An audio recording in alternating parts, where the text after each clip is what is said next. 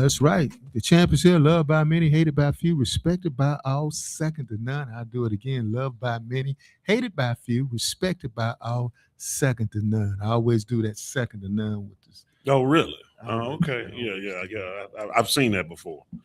Second to none with the two. Okay. Yeah, I got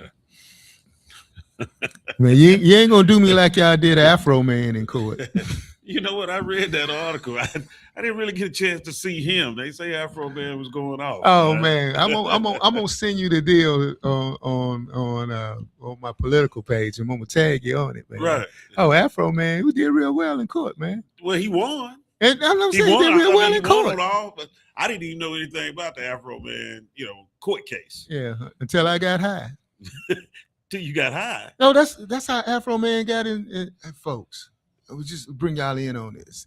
That was his First Amendment court case in which Afro Man, y'all know who Afro Man is. His brother was his Afro Lodge. Afro, he did a song back in 2005, said, well, I was going to go to work until I got high. And that's, Okay. All yeah. right. So that was he was known for. So where he lived at, they busted into his house, and served a warrant. He wasn't there, but they tore his house up and everything, searching for stuff Right. because they said he supposedly had kidnapping and he had drugs in there. And what Afro Man did was he took his surveillance footage that he had and made a rap song out of it and started posting it on social media. And the police department, they sued him. They sued him. They Said he sued was him. saying untruthful things. Right. They Right. said he was doing it like that. And it's like Afro Man went to court with this. He wanted to prove he was in America, so he dressed up in red, white, and blue suit and everything. And so he said, did you see the suit? Yeah, I saw the suit. I mean, it wouldn't have been my choice in wardrobe. It wouldn't have been mine either. But But evidently it worked. it worked. Yeah, he won. He worked. He Yeah. won. So Yeah. did he get any money? No, they sued him. They sued So him. They just said that he didn't owe them any money. Right. Oh, okay. All All right. But Okay. he, so I did the most American thing to do. I downloaded his video. Right. Yeah. So basically the jury saved Afro Man. They saved him. They saved him. But he had to go through all of that All of that. to Yeah. be saved. That's like Well- America right now. We're going through all of that to be saved. Sort of like the Safe Act. Yeah. Because you know what? Something's going on today that has not happened, man, in a long, long time. You know what that is? What's that? The U.S. Senate is actually in session on a Saturday. They are at work today. They are working on a Saturday. I mean, can you believe that? I can't believe They usually that. leave on Thursdays and they, Yeah, jet, 'cause that- jet, yeah. jet all around the country. Right, to go their back home and district. Yeah. everything. But they're working this Saturday because they're debating the SAVE Act, And for those that don't know, the SAVE Act is the act that Donald Trump has been championing to change the voting process and procedures of the entire United States. And he's, some he says that he's trying to make sure that nobody's cheating, nobody's doing anything wrong. But other people are saying that the SAVE Act is a voter suppression type tool that they're trying to implement. You follow me? Right. Yeah. Now, I told you they working today, right? They're working. But guess what, man? Just like with Afro Man, how he had to go through a whole process, right? Right. There was a whole process that went and that started and had to go through to get to where we are today with this whole deal with the SAVE Act. You know what the first step was? What's that? January 6, 2020. That's when all of this SAVE Act stuff started. You know why?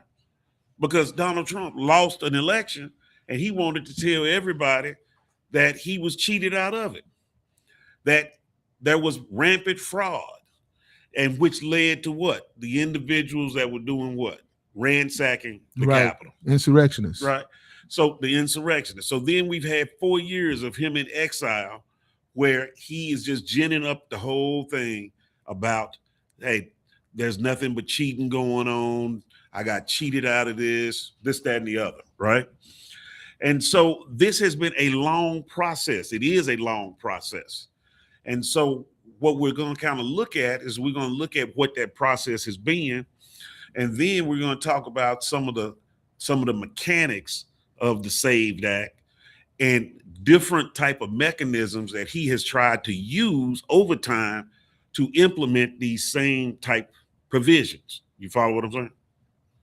You with me? I'm with you. Okay. And I'm just scanning down, looking at the phone discreetly. Discreetly? Yeah, very discreetly, because we want you to share this, because of we want you to save the material that we have right now, because this is what has happened. We're trying to get our viewers up.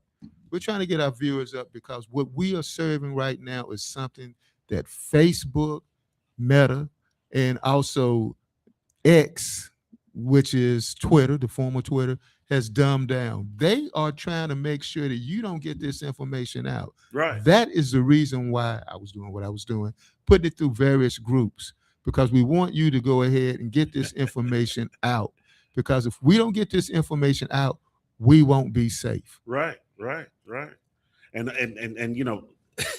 that's the one thing that they're counting on, to flood the zone so much with so much different stuff, with Iran, the SAVE Act, all the shenanigans that are going on every day. Pete Hegseth going out there making a fool of himself. All of those things, they want to just overload you so you can't understand what the left and the right hand is doing. And so that's what our job is, to try to kind of emphasize what's going on. And with the rapid erosion of the First Amendment, and what we're talking about, this is freedom of speech on this show. And we've been attacked as well on it, because things that people have said about us, and we still show up every month to talk about it. Correct. So that's the reason we want you to share it. That's the reason why I was looking down at the phone discreetly. Okay. I want you to make sure. I wasn't updating my Facebook status, though indeed we were on Facebook, updating our Facebook status. All right. So let's look at it. Donald Trump comes back into office on January 20th of 2025. And by March 25th of 25, he does what? He issues what we call an executive order. Now, let me tell you what an executive order is. An executive order is a document that the president can sign, that he is ordering that certain things be implemented within his administration. As you know, the president is over the executive branch. So he's over the Department of Defense. He's over the Department of Treasury, the Department of Commerce. He's over the Department of Homeland Security, FEMA, all of those things. So he can do an executive order, which then would direct those entities, either specific or generally, to implement certain policies that he is installing. Well, now, remember, executive order. Now, we also have something called legislation, statutes. Those are promulgated by the Senate and the House of Representatives, the combined Congress, and they enter or promulgate statutes in which individuals then have to follow what is the law of the land. So that's two different things. Now, we also have to look at what, Ed? We have to look, as we look at this framework, we have to look at, it's a document that was founded back, in 1776, I think it is. We're coming up on the 250th anniversary of, what's that document we're supposed to follow? The Declaration of Independence. Declaration of Independence? Well, what about the Constitution? Well, that's another year. Okay, give me the year. Give me the year, Mr. Historian. That's 1789. 1789. All right, so we got the Constitution that comes in 1789. And so with respect to the Constitution, all the players, the executive, the legislature, and the judicial branch, they all have to follow the rules. So the Constitution does have a provision about elections. And the Constitution says that the elections will be governed by the states as it relates to time, place, and manner, as it relates to how the elections are being held. But it does give Congress the right to impose national standards or rules with respect to elections, federal elections. That's what we're dealing with. You follow me? Right. Okay.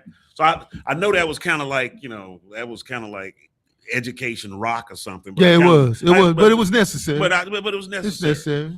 So on March 25th, 2025, Donald Trump issues this executive order. Now, as I said, executive orders go to the executive branch, but this order said, "Hey, look, we've had all this cheating that's going on out here in elections, and so I'm going to do something to address that." And so he decided he was going to say rules are going to have to change as it relates to how elections are being governed. So what did he do?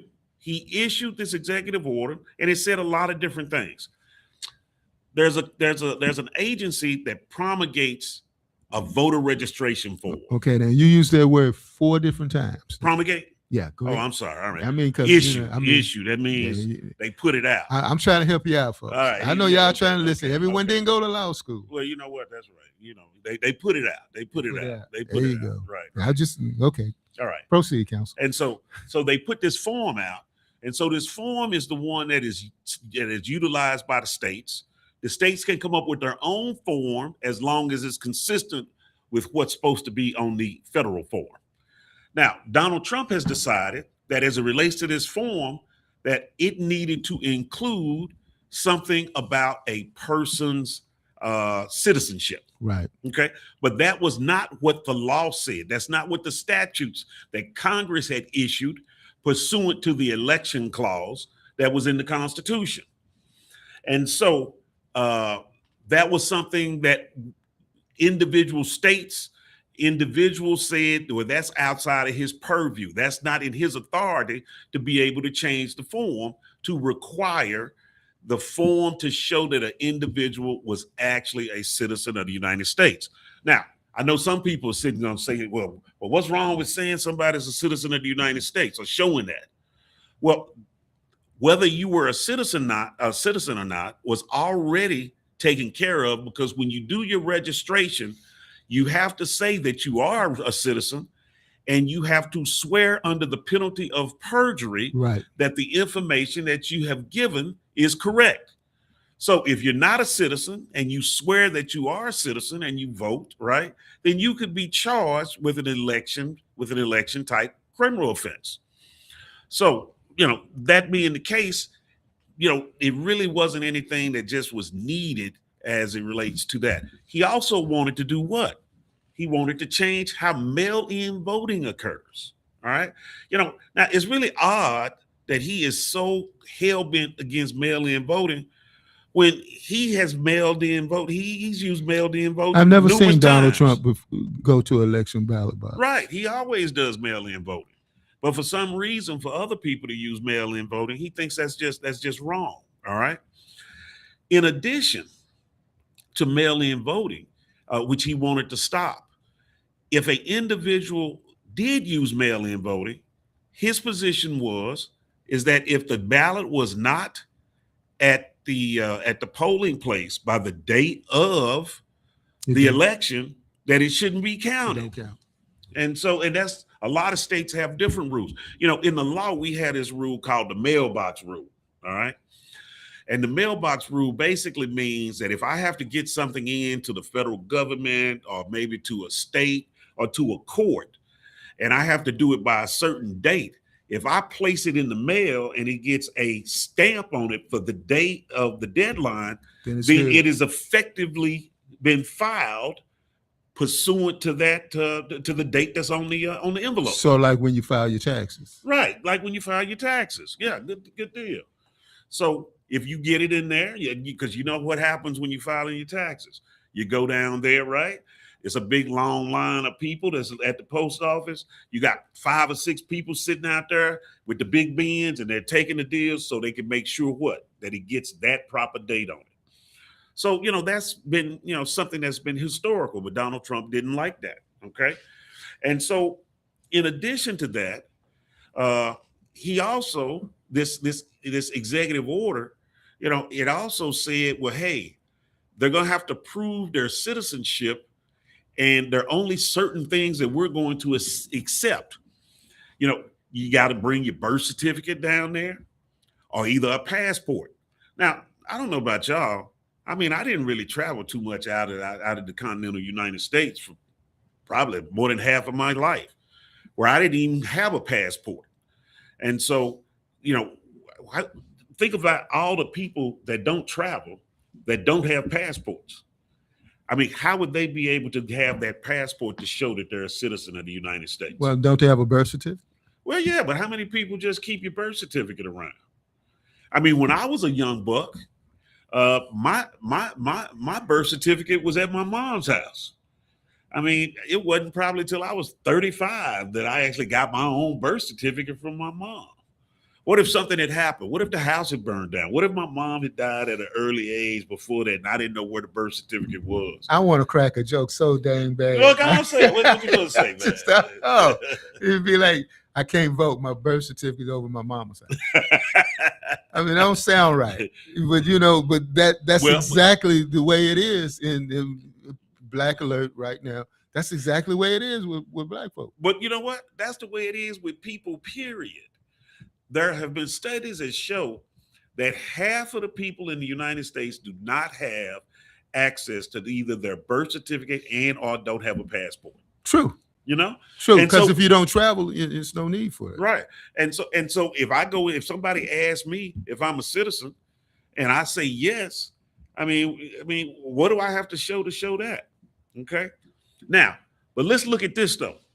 So if you had a birth certificate or if you didn't have your passport, then what else could you show? Well, under this executive order, it said, well, if you've got a real ID, right? A real ID, then that would qualify. All right. And for everybody that knows, the real ID is a special form of identification that they've come out over the last, 5 years or so.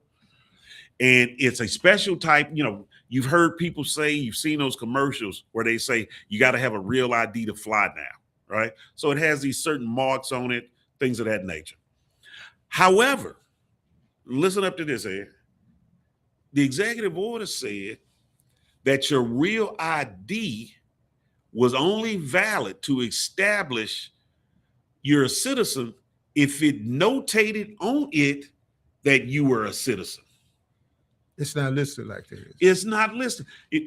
Everybody, pull out your ID from Texas right now, and it's a real ID. Pull it out right now and see if it says United States citizen on it. I don't. It doesn't. So in essence, even though Texas has real ID, in light of the fact that it does not designate what country you're from, it would not have been valid under this executive order. All right. So what happens with this executive order? This was all back in March 2025. All of those things are there, right? And so what happens? You have states that attack it. You have organizations that attack it by filing lawsuits. And when they file these lawsuits, they go and they say, well, hey, look, number one, he's trying to impose requirements on the election process, and that's not within his authority. That's Congress's authority, not his. All right. And so some of the requirements that he was trying to impose, like changing the form to show to show that you're a citizen, all of those things were permanently enjoined. All right. You had states that then said, hey, look, he's trying to change what forms of ID we can use. They enjoined those. So they basically, when they say enjoin, it was a permanent injunction. And they said that those sections of this executive order are not valid. They cannot be imposed. You know what? They even had one section that said that if you're on public assistance, because there's a law that says if you're on public assistance that they have to give you a voter registration form, right? Give you an opportunity to vote, to register to vote. He had imposed in his EQ that if before that they could even get the form, they had to establish whether or not they were citizens. Whether they were citizens or not. So that was blocked also. So This whole executive order, and this is consistent with him trying to impose everything about birthright citizenship. It's consistent with his just overarching type attitude that whatever he says goes. MAGA is what I say it is. The war's over with when I say it's over with. Everything just as if he is just just like he's a king. So it's all enjoined. So all right. So now we got what going on? We got the whole political thing going on. He's not doing well. His price is not going down. And so he starts the whole thing with the redistricting because he's trying to do what? He's trying to rig the game. He's trying to rig it. So what says what? So what happens then? So he decides, well, you know what? Since they said I can't impose these myself, well, I'm going to get Congress to do the same stuff. Because remember, when we first started talking, we said that Congress, that Congress can override election requirements with respect to the states. So he says, hey, look, well, we're going to impose these things ourselves through Congress. All right. And so last year in 2025, they come up with this whole deal as it relates to the SAVE Act, where we're going to try to do the same things under legislation that they had attempted to do in the executive order. You follow me? So now, what does this SAVE Act do? SAVE Act is trying to do some of the same things. All right. Now, remember, let's talk about why he's doing all this. He says it's rampant fraud that's going on. All right. And he also says he hasn't proven it, though. He hadn't proven it. And that's the point I was just about to go to, because he says there was rampant fraud in the 2020 election. They just went down and they took all they seized all the ballots from Georgia. They've gone on out. They're trying to seize all the ballots in Arizona. They're also trying to do stuff in Utah, things of that nature.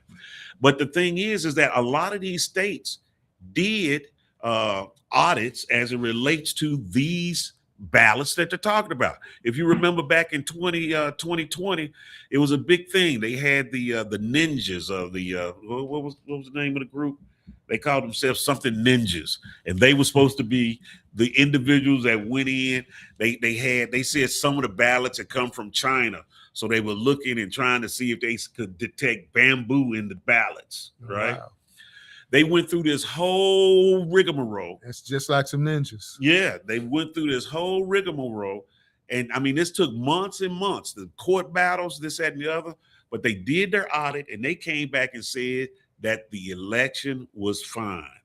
That matter of fact, they ended up giving more votes to Joe Biden than what he had from the official deal. All right. That didn't go over too well, did it? Didn't go over too well. But the thing about this, about Trump and his people, is that when it's proven to them that nothing happened, they won't accept that. They just keep going at it, saying the same stuff over and over and over again. But they had all of these audits, right? During his time that he was in office, from 20 to 16 to 20, right? And nothing ever came out of it. And if you go back, how many times did you hear during the first Trump administration that there was prosecutions for illegal individuals or non-citizens voting in elections? Haven't heard any.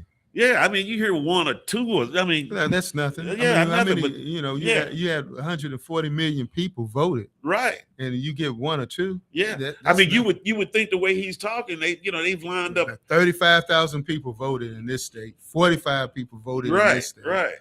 Or maybe like 1,500, at least 1,500, like the number that yeah, he won it in Georgia. No. The 1,500 like that stormed the Bastille at the Capitol. We only have 1,500 cases, right, of alleged voter fraud. So the whole thing is this: when you look at it, even during his first administration, we didn't see anything like that. All right. So once again, what do we see in this SAVE Act? We see the same thing. They want to change the forms, right? They also want to do what? Now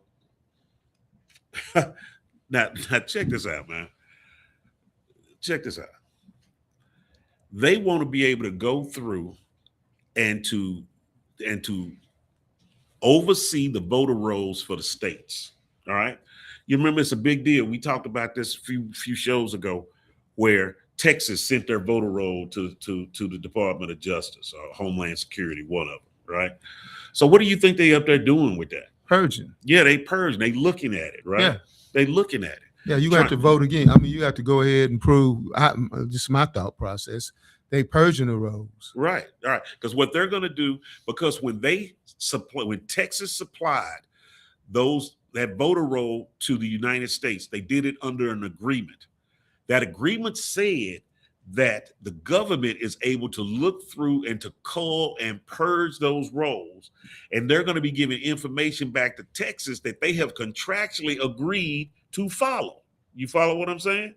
So in essence, folks, as we get close to the 2026 midterms back in November, you're going to have to start watching your stuff really like a hawk, because you may get some kind of notice that says that they don't believe that you're registered to vote anymore.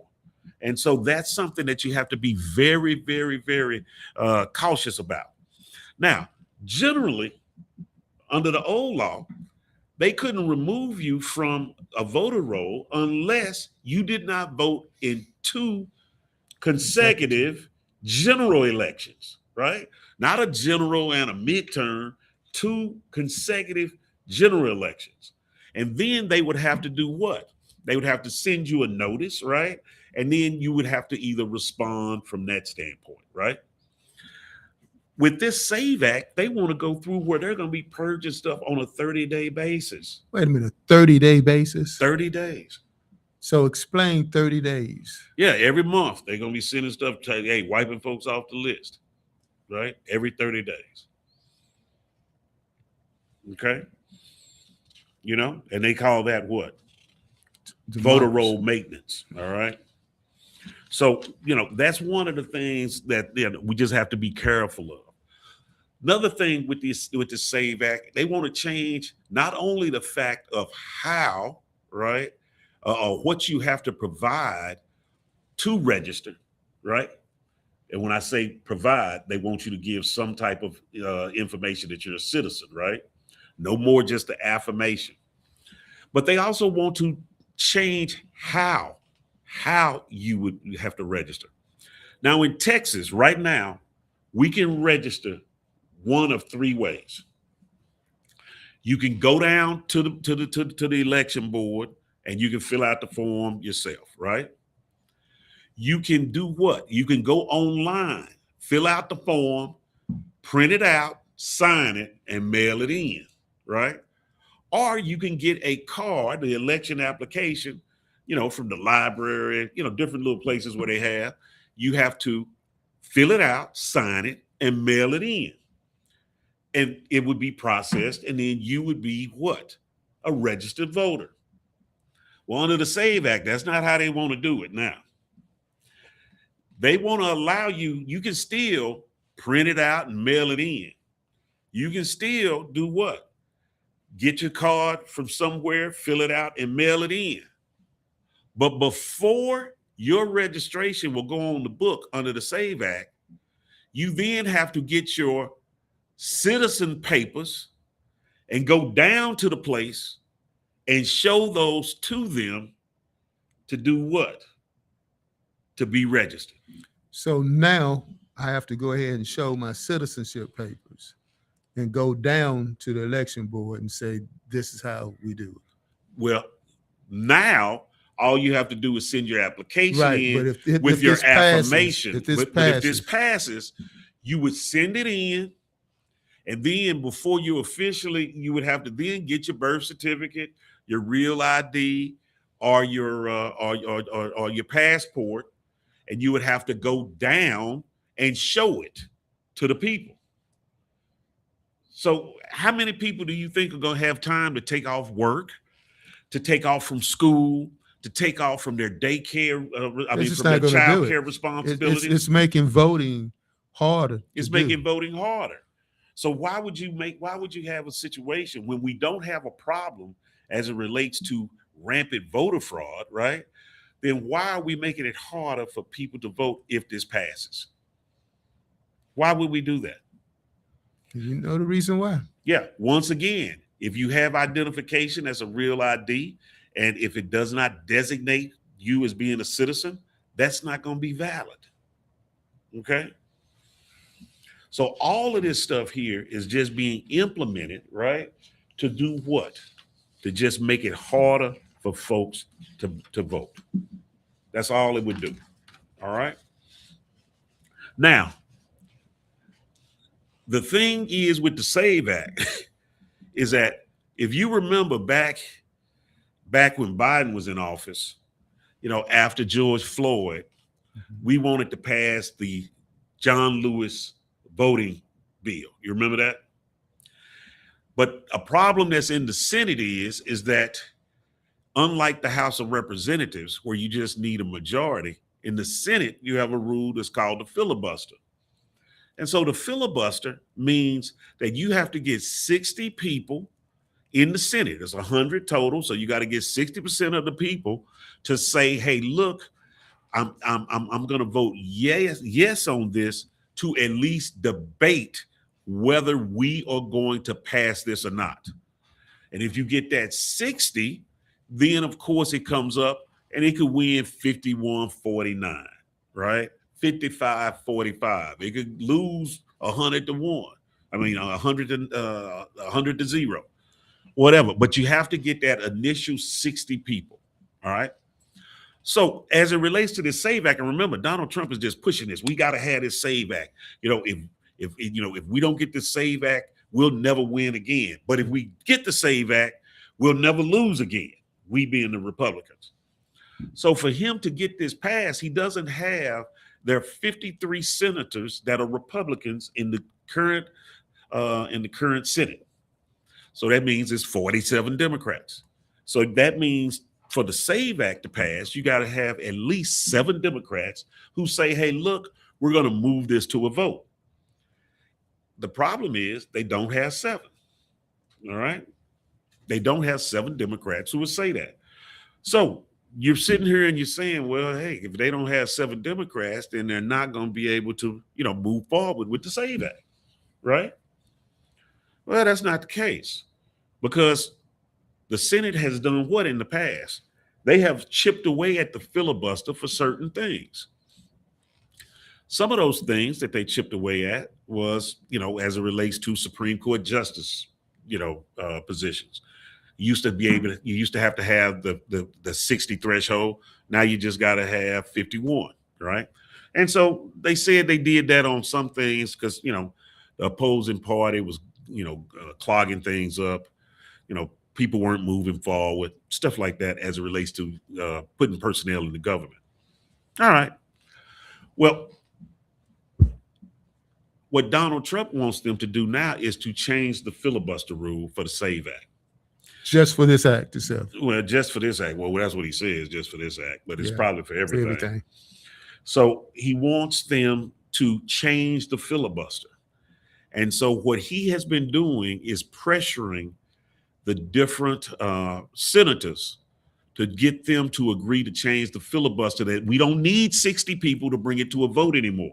As long as we get 51 people, then we can bring it up for a vote. Now, we already said the Republicans have 53. So all they have to do is get 51 Republican senators to agree we're going to change the filibuster rule, and they could pass this just like that, right? However, let's get rid of the filibuster. Right. Let's get rid of the filibuster. That's exactly what that said. Changing the rule means we're getting rid of it. Right. They would be getting rid of it. 60 is 60 to bring it to vote. Right. It's 60 to bring it to a vote. So they don't have the 60. They don't have the 60. So he wants to lower it to 51 where it's a majority. Where it's a majority. And then they're able to do what? Ram it through as it relates to having at least And 51. then when you do that, you're going to do it for everything else. It'll be Well, yeah, 5149, yeah, 5149, 5149 votes, 5149. right. And that's what it'll be. So the thing is that there are Republicans that have been pushing back on this whole filibuster thing. Remember, I talked about how during the last administration that we were talking about trying to pass the John Lewis Voting Act, which would have made it more expansive, allowed would have allowed more people to vote. But they didn't have enough votes either because it was a real tight. I mean, they didn't have 60 votes either. And if you remember, I think at that time, what was it? Was it 51-49? Yep, it was. It was 51-49. And so at that point, there was a lot of talk about changing the filibuster to get the John Lewis Act through. And if you remember, there were two Democratic senators that refused to do it, which was Joe Manchin and Kristen Sinema. That was from Arizona, and Joe Manchin was from West Virginia. They refused to do it, so the John Lewis Act was not able to go through. Now, you know, we hear a lot of times folks say, man, Democrats ain't doing nothing, man, because, you know, they couldn't get the Voting Act right, you know, John Lewis Act through, you know. And they couldn't because those two senators did not want to change the filibuster. But guess what? As I'm sitting here in 2026, I'm glad they didn't. Because if they had changed it and if they changed it during that time period, right, then they would have just been able to swoop in and be able to change it to what they want now and just pass it. So in some ways, and as a historian, Ed, you probably know this, in some ways the filibuster can be beneficial, but then a lot of people say that the filibuster is some vestiges from, you know, Jim Crow. Right. Right. Because it keeps the majority will from being imposed and allows the minority to hold up. Supposed to protect the rights of the minority. Right. Of the minority. Well, what you think about that? Quite frankly, it depends on what side I'm on. I mean, just straight up voting rights, like you just said. Yeah, I would have wanted it to be that way, but way it stands right now, this is nefarious the way it is, and it's going to it's detrimental to democracy in itself. Mm-hmm. Yeah.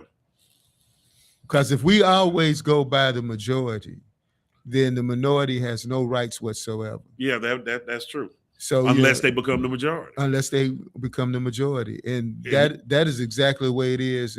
Earlier I stated African American. Well, I will always state that first.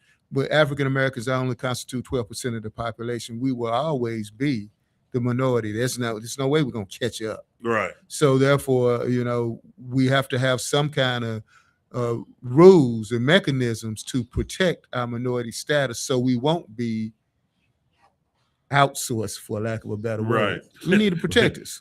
Wait, say outsourced. Outsourced. And outsourced can be in a lot of different ways. Exactly. Yeah. So the thing is this. There are even Republicans that are not, that just like Sinema and we had Manchin that weren't good with doing away with the filibuster. There are Republican senators that are against it. We've got Lisa Murkowski from Alaska who's come out against it. Susan Collins has come out as against it based upon the SAVE Act as it is written now, right?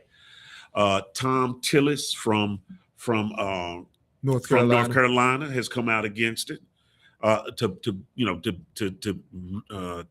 change the filibuster.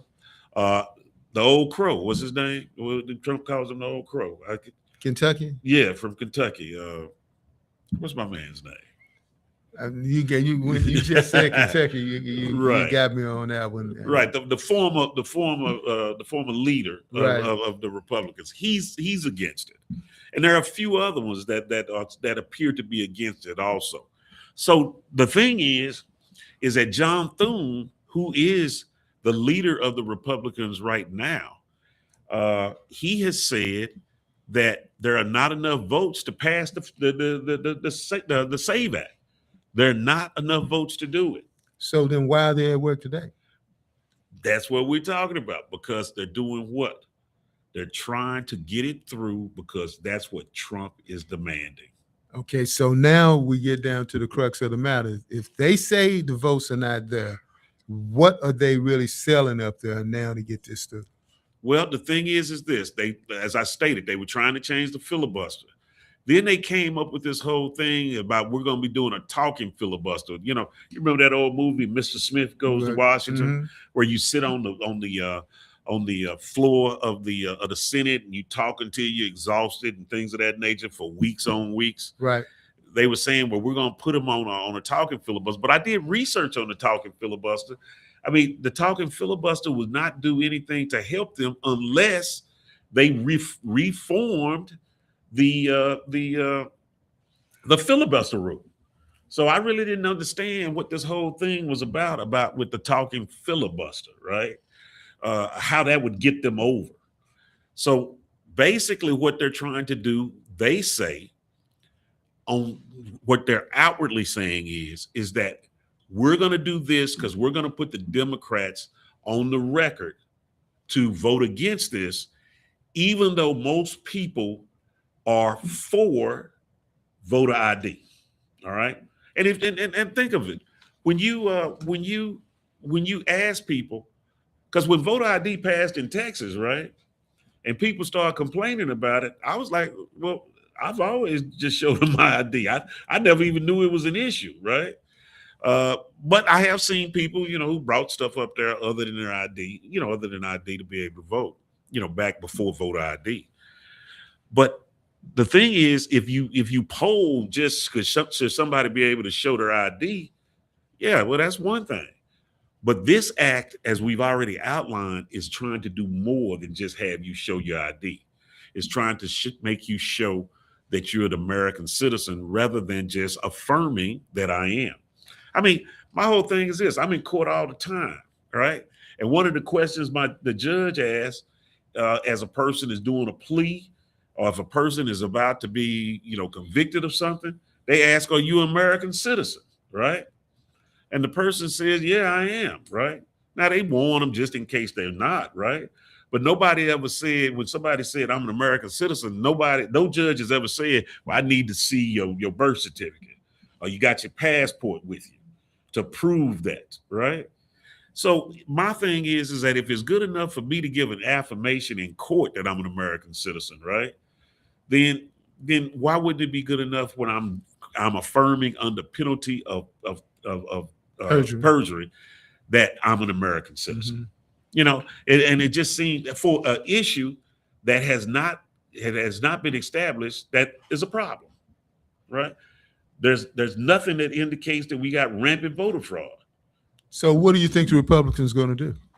Well, the thing is this: I'm hoping that everybody's going to hold tight, and but I'm really kind of perplexed on what's going on behind the scenes. And that's what I was asking earlier. Yeah, what's going on? What is he doing to try to make these people change either the filibuster or to come up with some kind of way to twist arms to maybe get this thing? Because that's what you normally do. You twist arms, you call somebody up and you say, hey, look, you want this to be passed. You want this to be passed. Right. What we're going to do with this. Right. And so, but it seems to be, even John Thune has said that he doesn't have the votes to change the filibuster and he doesn't have the votes to pass it. But they started this process like Tuesday. They up there working on it today, right? And it's supposed to go into next week. So why are they wasting a bunch of time on something that's not going to come to fruition if unless they have something that's working in the background? Or unless this is just performative art. Well, I mean, so you think it could be that they're just trying to put the Democrats on record to say that you're voting against voter ID? Correct. And also, Trump also indicated he put a lot of other stuff in this SAVE Act as well. Oh yeah. He had. By the way, it was Chuck McConnell in Kentucky. Charles McConnell. McConnell. Is it Charles? No, whatever, McConnell. Yeah, McConnell. Yeah. Okay, way to go. I was going through my mind. It was like stump. I'm like Kentucky. That's what we're talking about. Yeah. Yeah, I'm surprised that somebody didn't tell us that. Yeah, I am too. But hey. Right. But the thing is that yeah, I'm just kind of puzzled on why they wasted this much time on something if everybody is in agreement that there's But not enough. but it's performative art. A lot of politics is just that performative art. Okay, we want to go ahead. We're going to do this. We held this. It's like the performative art about the TSA. These TSA people, they're not getting paid right now, but everybody knows that they're supposed to get paid. But they've 3 times in 1 year they've Right. not gotten paid. Right. Somewhere along the line, both parties should say, "No, we're going to make sure that they get paid." Mhm. But performative art. But that Save Act, it has a lot of other stuff in it too. They got riders in it too, don't they? Oh yeah, well it's got a provision where they want to say that boys can't play in girls' sports. I guess that's a part of it. Save America. Save America, and then it's something about. It was one other crazy thing that Trump was. It something about gender affirming care or something? What does that got to do with voting? It has nothing to do with it, but he has. It's like these 3 things he wants to get rid of mail-in voting. You have some states like Arizona that 85% of their voting is by mail. Colorado also, so you've got some big states that just do it by mail, and he just for some reason just wants to just wipe all of that out. Because he has it out for them because he lost those states. Yeah. And then when we talk about Georgia automatically has a situation where they count the votes again. They do an audit after every election anyway. Right. And he still lost then. Yeah. Well, and the thing is, they've counted them so many times. I mean, in all types of states. But he never complains about any. He never complains about the outcome when he wins or his people win, right?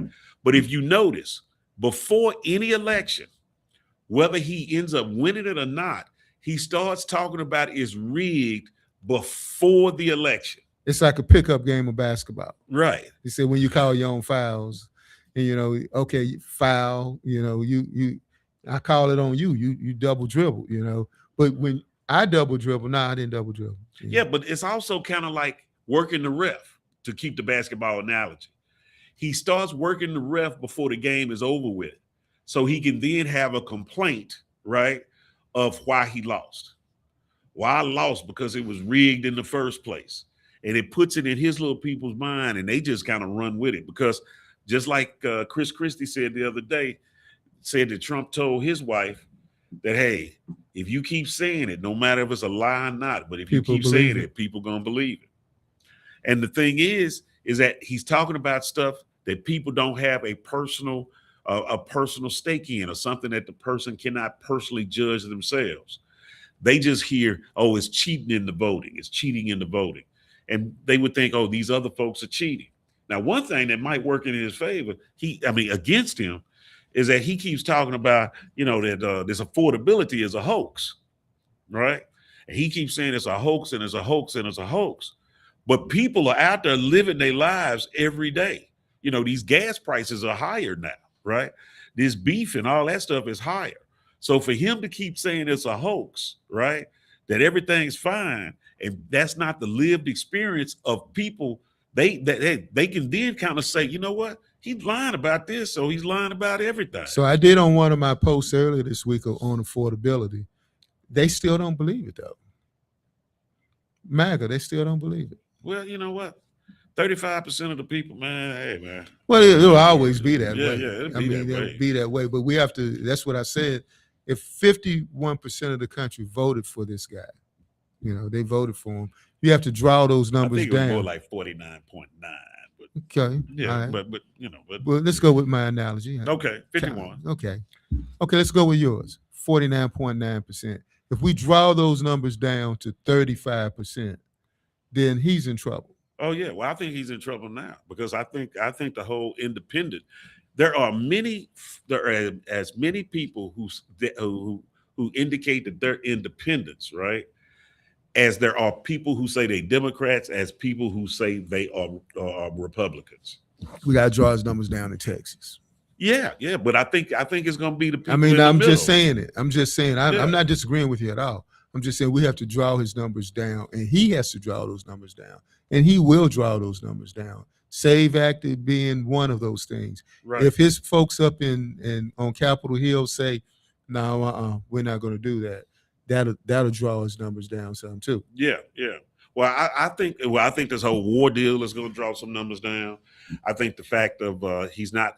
I mean, he's more caught up into making sure his face is on coins, that his face is on billboards, that his face is on banners, Right, that his name is on the Kennedy Center, right, that he's doing a new ballroom. right. I mean, he is so out in the left field. And let's just, I mean, And that's what I'm focusing on now. Not dislike, because every time MAGA comes to me, they come to me and they say, "You don't like Trump." No, it's not about me not liking him. I could care less about liking him or not. Let's concentrate on the issues. right, The issues is, I think this is how Democrats blow it. They focus on the man. Let's focus on the issues. right. The right. issue is He ain't getting it done. He ain't getting it done. He ain't getting it You done. know, you have all these people now. We have ships now that are now going to the Persian Gulf right now, the Strait of Hormuz right Right. now. They're getting ready to invade. Yeah.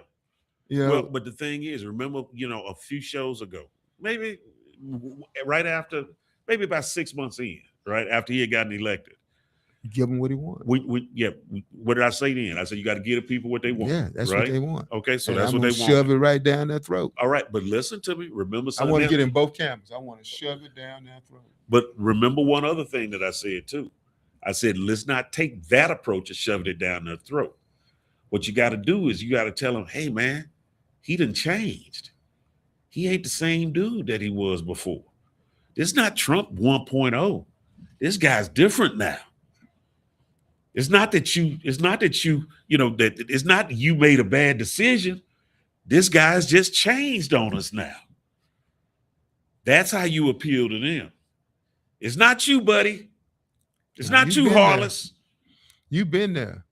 It's forever wars, affordability, and everything. He's changed on us. He's changed. He's making sure a lot of people getting paid in the oil industry now, whereas before they wasn't getting paid.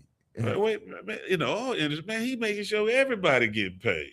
No, I'm just talking about the price of gasoline. Oh, yeah. I mean, just going directly at that. Because, my belief is that people work in their self-interest. Mm-hmm. We call them selfish when they don't do what we want them to do. But everybody works in their own self-interest. They, when it's gasoline and you can afford gasoline, okay, it's a little high. Oh, man, I just paid for it. But if you can't afford it, then all of a sudden, right, it becomes a whole different thing. Different deal. It does. And that's self-interest versus selfish. Right. Selfish is like, well, I can afford it. I'll pay for it. Right. Self-interest is like, wait a minute, this is too high. Yeah. In 1 month's time, it's went up $1. A whole dollar. A whole dollar. And I had a MAGA person say it went up under Joe Biden too during March. Yes, it did, because it was a transfer from winter crude to summer crude. So it gradually goes up. It doesn't gradually go up every week. And then the price, the amount, a whole dollar. Well, the thing is this. Now, when Russia invaded Ukraine, it did go up, right? But we didn't cause it to go up. Russia invading Ukraine is what caused it to go up. In this instance, he decided to have this war, and he is the person that has actually made it go up. That's the difference, because he's changed, right? He's not the no forever wars man anymore. No, he wants them now. Now he wants to battle everything. Greenland, right? Venezuela. Who fights Denmark? Right. And that's a good thing. He always talks about we need more people from Denmark and Norway, and then he starts calling them scum because they won't give him Greenland. Cowards. Yeah. I mean, it's America first means, well, to him it means whatever. It means him and his family first. I read something today, man. Oh, you know what? Who was it? Tallarico? Just saw him a minute ago too. No, was it Tallarico? No, you know who it was? It was the governor from Illinois, Pritzker. Who's running for president? Guess what he called Trump? What's that? I'm gonna have to use it. He said he's not the commander in chief, he's the commander in thief. Yeah, that's true. That's true. Well, give us a closing. Hey, well, the thing is this: we have to watch this little SAVE Act deal. I would say we need to call our senators, Corrin and Cruz. Now, you know what? We talked about, Trump putting the pressure on. We didn't even talk about how Corrin, who has always said he was against changing the filibuster, now he's trying to get Trump's endorsement. Now he was like he's cool with the filibuster being changed to pass the SAVE Act. Self-interest. So we need to call both of our senators and let them know, hey, we know that they don't represent us, but the thing is, we still have voices, we still have influence. We need to make sure that we're utilizing those and let them know that if they pass this, that it will be something that has to be paid when it comes to November. All right. All right. You got the word. So thank you for tuning in to Legal Standpoint with Michael Todd and Ed Gray. So we'll see you guys back. Hey, you coming back next month, right? Oh, without a doubt. Without a doubt. Will you be back next month? Oh, without a doubt. Without a doubt. We'll see you guys back. All right. Take care.